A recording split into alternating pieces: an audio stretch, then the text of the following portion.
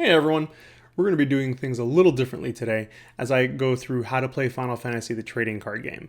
There'll be some slides I want to go through and kind of cover the basics, and then we'll get into some gameplay after. Let's start.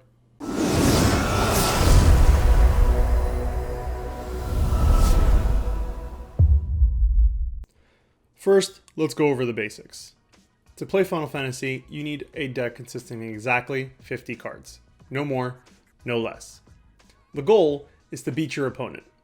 You can do this in one of two ways. The more common way is to deal your opponent 7 points of damage. Every time your opponent takes a point of damage, they'll take the top card from their deck and put it in their damage zone. The other is to have them deck out. When your opponent can no longer draw cards, they automatically lose the game. This is most common when you've had a long game and your opponent goes to draw for the beginning of their turn and they can't draw because they don't have enough cards left. When making your deck, there are 8 different elements and 4 different card types to choose from. Going into the 8 elements, we have fire, ice, wind, earth, lightning, and water. We also have light and dark, but we'll go into those separately as they are kind of special in the game. For now, we'll focus on these 6. The 4 card types are forwards, backups, monsters, and summons. Each one is unique, and we'll go through them individually. Forwards come into play active, i.e. standing up, and they are your main way of dealing damage to your opponent. When a forward attacks and your opponent doesn't block, they'll take a point of damage. As such, they also serve as your blockers when your opponent tries to attack you. Forwards also have a sort of summoning sickness, and thus they can't attack the turn that they come out unless the card otherwise says so. They also can't dull or use dull abilities, which means to turn them sideways the same turn that they come out. In order for a forward to be able to attack or dull, it needs to have been in your control at the beginning of your turn. Moving on to backups. Backups are interesting because you play them on the back row and they come in dull, but on your subsequent turns during your activation phase, you activate them and you can use them to produce crystal points or CP, which is your main resource for the game. This is how you'll pay for other cards.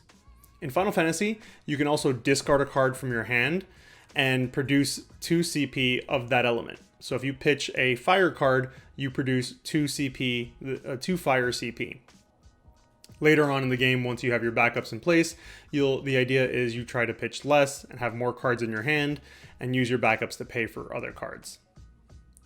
Monsters are unique because when they come out, they can use their abilities immediately. They don't have a summoning sickness unless the monster specifically becomes a forward, in which case it falls under the same rules as a forward.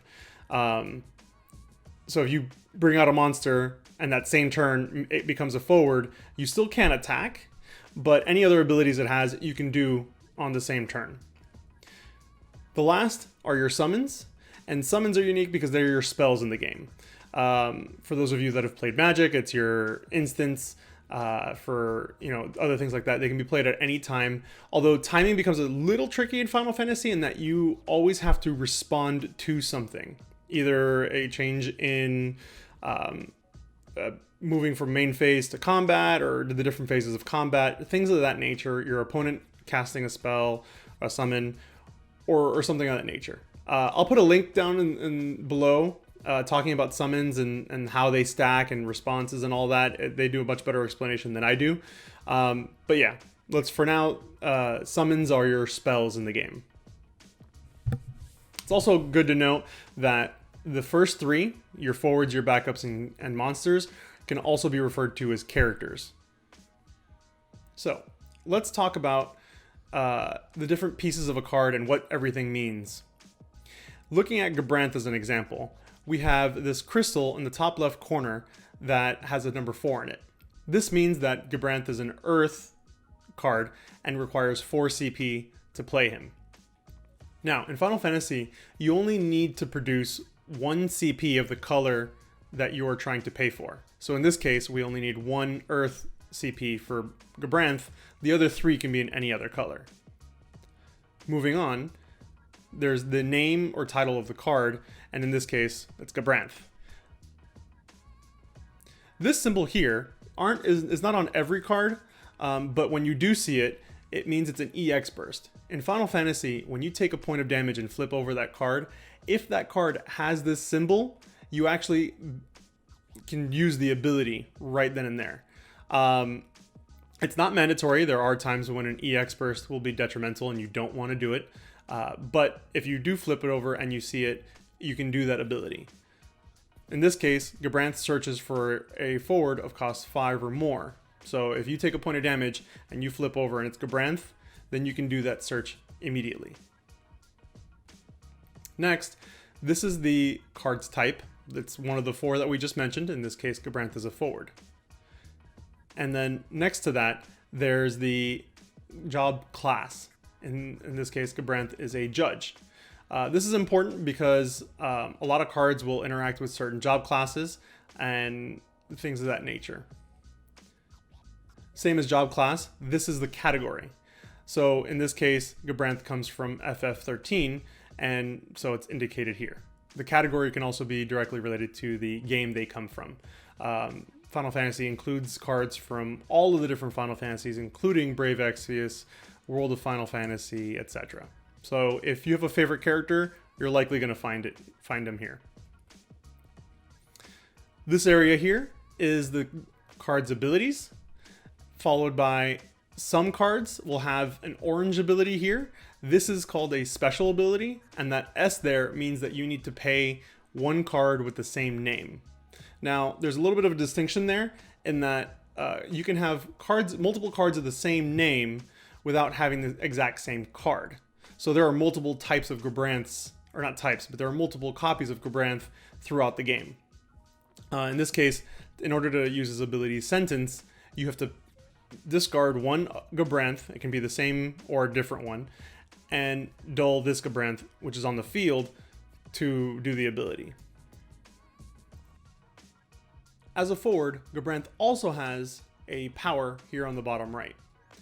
Gabranth has 5,000 power. This is how much damage he'll deal and how much damage he can take when fighting another forward or when someone casts a summon to deal him damage. At the end of the turn, all forwards regain their health and they go back up to full. So if you fight something and they're a 4,000 power forward and Gabranth is a 5,000, he will win the fight. That one, your opponent's forward will break. Gabranth will have taken 4,000 damage, but if he hits anything else, will still deal his full 5. And if he doesn't take any other damage until the end of turn, he recovers his health and he's back up to full power. The last piece here is the card number. Now, I was talking earlier about how you can have multiple copies of Gabranth in the deck, but you can only have 3 copies of a unique card. That's where this number comes into play.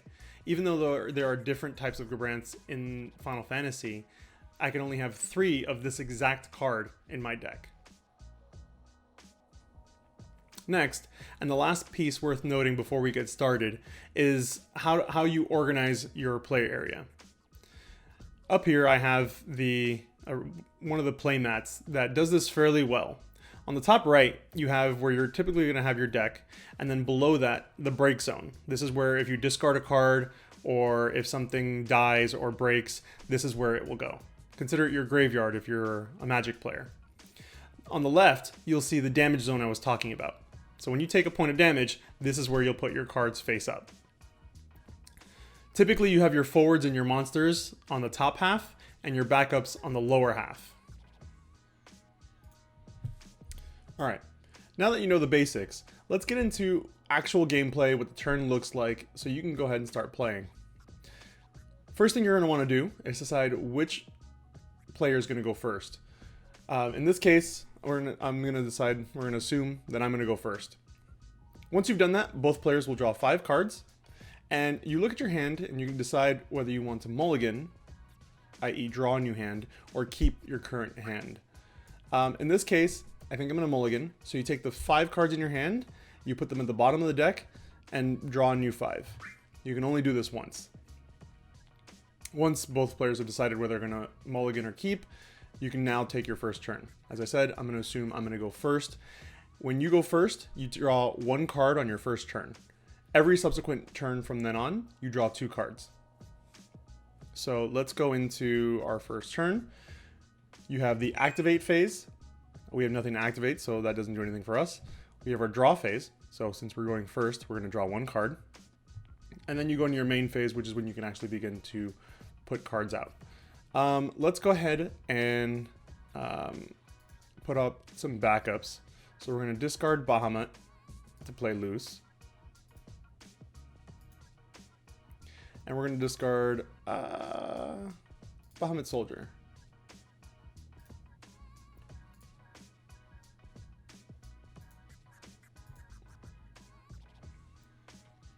Then we move into combat, and combat has several phases within it as well. You go from combat, once you've entered combat, you go from attack prep to attack declaration. This is where you're going to decide which forward you're going to attack with. You can only attack with 1, or you do 1 at a time, unless you're doing what's called a party attack. And when you do a party attack, you pick 2 forwards or more of the same element, and you put them together, and then you're making 1 attack. So if they go through, they're going to hit your opponent for 1 damage. If your opponent blocks, then your opponent takes the full damage of both forwards, but they get to decide where their damage goes. So things to keep in mind. In this case, we have no forward, so we're going to skip the combat phase and go into main phase 2. One quick thing to note, I was going through the phases of combat. So once you've declared your attack and you've declared the blocks, then you go to damage. And then once you're done with damage, you actually go back to attack prep if you want to attack with another forward, and you continue that process again and again and again until you're done with combat. We're moving into main phase 2. We could bring out any other backups or forwards or monsters or anything that we wanted to do here. We have nothing else we're going to do this turn, so we're going to go ahead and pass. From here, so from second main phase, you go to end phase, and then you pass your turn to your opponent. In this case, since there's no opponent here in Octagon with me, it's going to go right back to my turn. So this is our second turn. We're going to activate, draw 2, and then go into our main phase. We don't really have any more backups to play right now, so we're actually going to dull both of our backups to produce 1 CP of Earth, 1 CP of Fire, giving us 2 CP total. And actually, this will let us play Seraphy onto the field. And Seraphy has an ability. When Seraphy enters the field, each player selects 1 forward from his or her break zone and adds it to his or her hand. In this case, we're going to take back... We're going to look at our break zone. We have Bahamut Soldier. So we're going to take Bahamut Soldier back to our hand. Now, as I mentioned before, we have our attack phase, but Seraphy came out this turn, so Seraphy can't attack. If she could, we would just dull her to show that we're attacking with Seraphy, and you proceed through combat normally. If your opponent doesn't block, they take a point of damage, take the top card of their deck, put it in the damage zone, face up. So we're going to go to main phase 2, end phase, and pass. And that's it. You now know how to play. Go ahead and build a deck and get started. Have fun.